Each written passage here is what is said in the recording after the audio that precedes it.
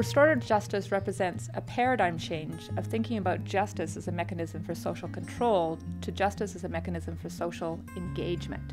We know that people that are engaged in healthy ways, socially and emotionally, make better decisions around behavioral choices. We know that injustice creates social harms, social emotional harms, and so we want to be emotionally intelligent about addressing those harms. So restorative justice seeks to use emotions as a lever to get to the deep place where people need to be to change their trajectory. Restorative justice is about understanding conflict as fracturing of relationships instead of it being an insult or a specific conflict or offense. An important part of a restorative justice process is we ask people, how are you affected?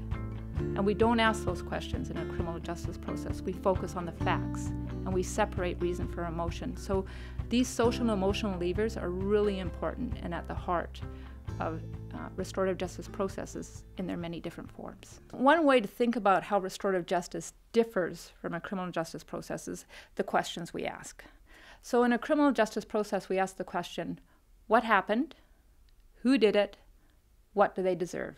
In a restorative justice process, we ask a different set of questions. Whose obligations are these? And what do we need to do to right the wrongs? In response to injustice, we like to include the voice of all those affected.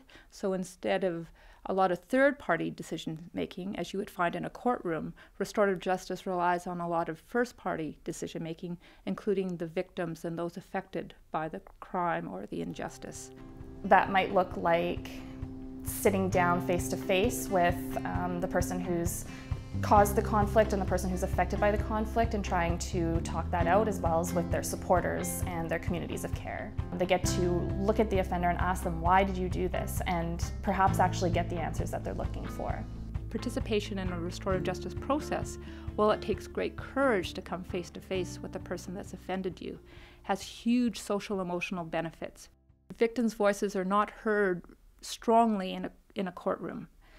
Victims' voices are heard strongly in a restorative justice process. The victims who participate in a restorative justice process, they're more satisfied. Their satisfaction in the justice system is increased. They're less likely to seek revenge, following the injustice. We also know that their experience of post-traumatic stress is greatly reduced. Injustice is a very visceral feeling, and restorative justice, because it's emotionally intelligent, repairs that visceral aftermath that we hold within us when we experience injustice.